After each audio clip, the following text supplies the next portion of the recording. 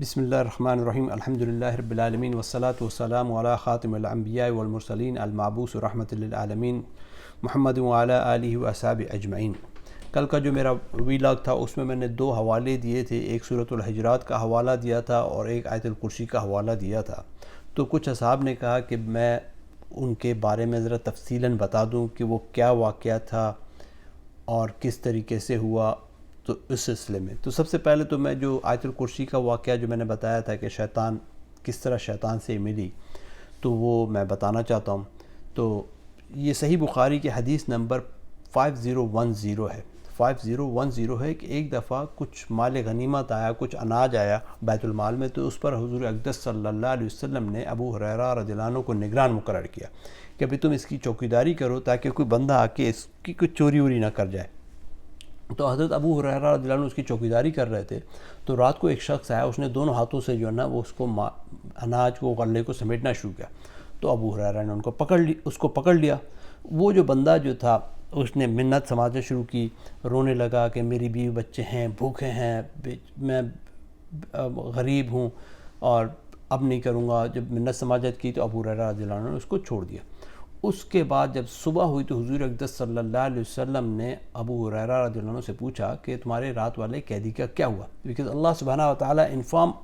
حضرت محمد صلی اللہ علیہ وسلم that what happened last night۔ تو ابو ہریرہ نے کہا یا رسول اللہ، ایک بندہ آیا تھا، اس نے اس طرح سے التجا کی، چوری کر رہا تھا، میں نے پکڑ لیا، رونے دھونے لگا تو میں نے اس کو چھوڑ دیا۔ تو انہوں نے کہا ٹھیک ہے، آج رات کو پھر آئے گا، پکڑ لینا۔ تو وہ جب دوسری رات ہوئی تو وہ بندہ جو ہے پھر اسی طرح آیا، ظاہر ہوا اور اس نے مال سمیٹنا شروع کیا۔ تو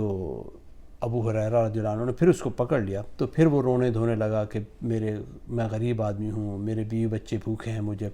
چھوڑ دو، یہ اس طرح سے منت سماجت کی۔ تو ابو ہریرہ نے پھر اس کو چھوڑ دیا۔ دوسری صبح حضور اقدس صلی اللہ علیہ وسلم نے کہا کہ بھئی تمہارے رات والے قیدی کا کیا ہوا؟ تو اس نے کہا یا رسول اللہ، ابو ہریرہ رضی اللہ عنہ نے فرمایا یا رسول اللہ، وہ رونے دھونے لگا اور اس طرح سے بات کر رہا تھا تو میں نے اس کو چھوڑ دیا۔ حضور اقدس صلی اللہ علیہ وسلم نے فرمایا کہ وہ جھوٹ بول کر گیا تم سے، آج رات کو پھر آئے گا۔ جب تیسری رات کو جب وہ آیا بندہ تو ابو ہریرہ رضی اللہ عنہ اس کو پکڑ لیا۔ انہوں نے کہا کہ بھئی اب تو میں تجھے جو حضور پاک صلی اللہ علیہ وسلم کی خدمت میں پیش کروں گا، تیرا محاسبہ ہو، تو چوری کرنے کے لیے آیا اور حضور پاک صلی اللہ علیہ وسلم نے مجھے بتایا کہ تو جھوٹا ہے۔ تو اس طرح سے ڈائلاگ ہوئے، میں پیرافریز کر رہا ہوں پورے حدیث کو، بالکل ایگزیکٹ ورڈ بائی ورڈ نہیں جا رہا میں۔ تو وہ اس نے کہا کہ مجھے چھوڑ دو، اس نے کہا نہیں۔ تو اس نے کہا کہ بھئی اچھا تم ایسا کرو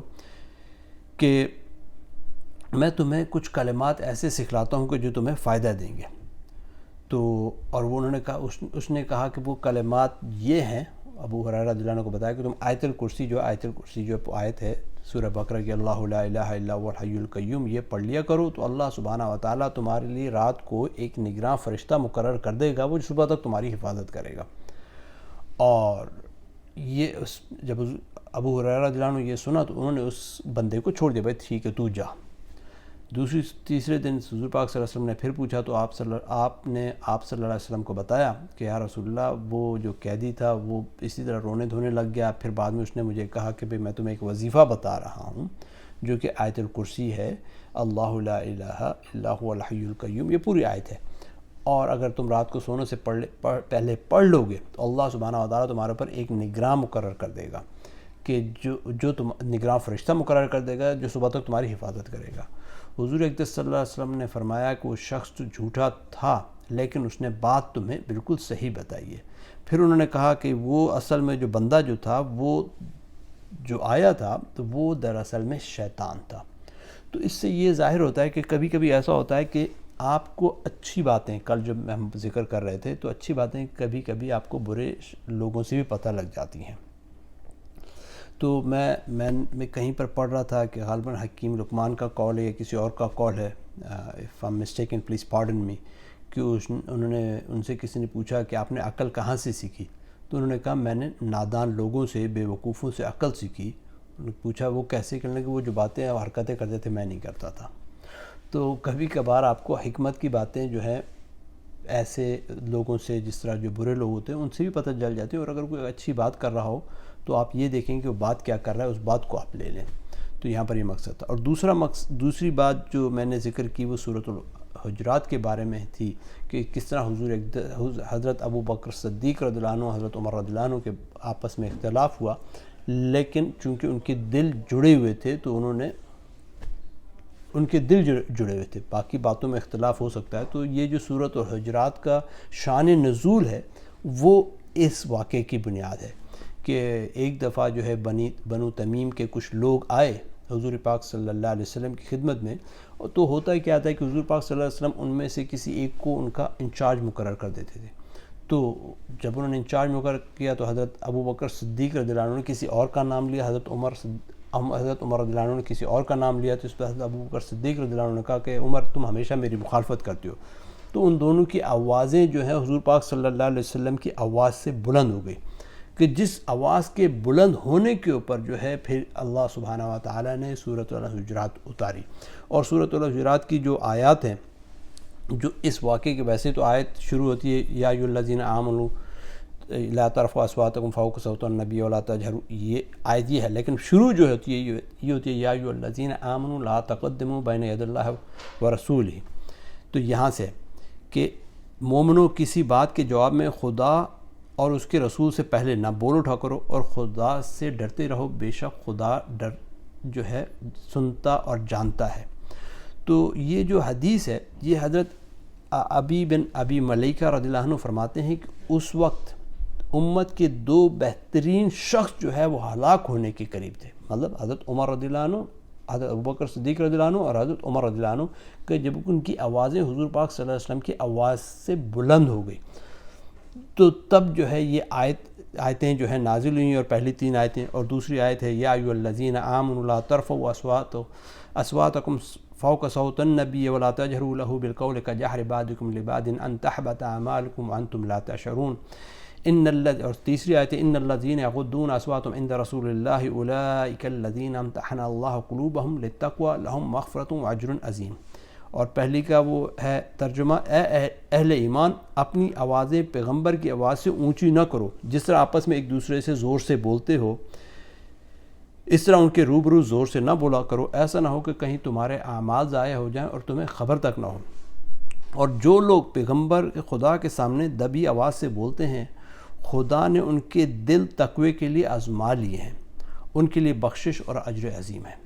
تو یہ جو ہے ان کی تنبیہ کی گئی۔ اس کے بعد حضرت عمر رضی اللہ عنہ کی حالت یہ ہو گئی تھی کہ اتنا دھیما بولتے تھے کہ حضور اقدس صلی اللہ علیہ وسلم نے ان سے کہتے تھے کہ عمر ذرا بلند آواز میں بات کرو، وہ اتنی دھیمی آواز میں بات کرتے تھے۔ اور ایک دوسری حدیث ہے جو اس کا شان نزول ہے کہ حضرت ابن عباس نے کہا ہے کہ بھئی ایک صحابی تھے وہ اونچا سنا کرتے تھے اور ان کی آواز بھی اونچی تھی، وہ اونچی آواز میں بات کیا کرتے تھے، تو یہ حضور پاک صلی اللہ علیہ وسلم کو ناگوار گزرتا تھا۔ ایک یہ بھی تھی، اور ایک اور ہے کہ کچھ قبیلے کے لوگ جو ہے جس طرح آ کر اونچی آواز میں باتیں کرتے تھے حضور پاک صلی اللہ علیہ وسلم کے گھر کے سامنے آ کر کے، تو اس وجہ سے مختلف جو وجوہات ہیں جو شان نزول اس کی۔ تو بنیادی بات یہ ہے کہ حضور اقدس صلی اللہ علیہ وسلم کی محفل میں ان کے سامنے جب بھی ہم جائیں تو اونچی آواز میں بات مت کریں اور احترام کو ملحوظ خاطر رکھیں، ایسا نہ ہو کہ ہمارے اعمال ضائع ہو جائیں۔ اب حضور اقدس صلی اللہ علیہ وسلم تو اس دنیا سے پردہ فرما گئے، اب ہمارے لیے کیا حکم کہ جب ہم حضور اقدس صلی اللہ علیہ وسلم کے روضہ مبارک پر جائیں تو ہم اپنی آوازوں کو بہت ہی مدھم رکھیں، کہیں ایسا نہ ہو کہ ہم زور زور سے باتیں کر رہے ہیں، زور زور سے دعا سلام پیش کر رہے ہیں اور ہمارے اعمال ضائع ہو جائیں اور ہمیں کوئی خبر ہی نہ ہو، قرآن پاک کی اس آیت کے مطابق جو سورۃ الحجرات کی پہلی دوسری تیسری آیت ہے۔ تو اس وجہ سے جو بھی حاجی جا رہے ہیں، عمرہ کرنے والے جا رہے ہیں، زیارت کرنے والے جا رہے ہیں، جب حضور اقدس صلی اللہ علیہ وسلم کے روضہ مبارک پر جائیں تو جتنی دھیمی آواز میں احترام کو ملحوظ خاطر رکھتے ہوئے اپنے آپ کو عاجز کرتے ہوئے ادھر سلام پڑھیں، سلام اور درود پیش کریں، وہ اتنا زیادہ بہتر ہے، اور یہی ادب اور احترام کا تقاضا بھی ہے۔ اور اس سے ہمیں یہ بھی سبق ملتا ہے کہ ہم جب عام محفلوں میں بھی جائیں تو ادب اور احترام کو ملحوظ خاطر رکھیں۔ کسی کے ساتھ ہمارا اختلاف ہو جائے تو اختلاف ایک فطرتی عمل ہے، جس طرح پہلے جو میں نے حضرت ابو بکر رضی اللہ عنہ اور حضرت عمر رضی اللہ عنہ کا واقعہ بتایا، وہ بھی ایک فطرتی عمل ہے، لیکن آپس میں ہمارے دل جو ہے وہ جڑے رہیں، ہمارے دل جو ہے وہ یونائٹڈ رہیں۔ Disagreement is quite natural, but our heart and we should be united. We should respect each other everyone, regardless what his color of his skin is, what his religion is, where he is coming from, but whether he's elder or younger, we should respect each other. انشاءاللہ اللہ سبحانہ وتعالی سے دعا ہے کہ اب اگر ہم اس پہ عمل کریں گے انشاءاللہ تو اللہ سبحانہ وتعالی جو ہماری مدد فرمائے گا اور ہمارے قلوب کو ایک دوسرے کے لیے نرم فرمائے گا اور ان میں محبت کو پیدا فرمائے گا انشاءاللہ. جزاک اللہ خیر. السلام علیکم ورحمۃ اللہ وبرکاتہ.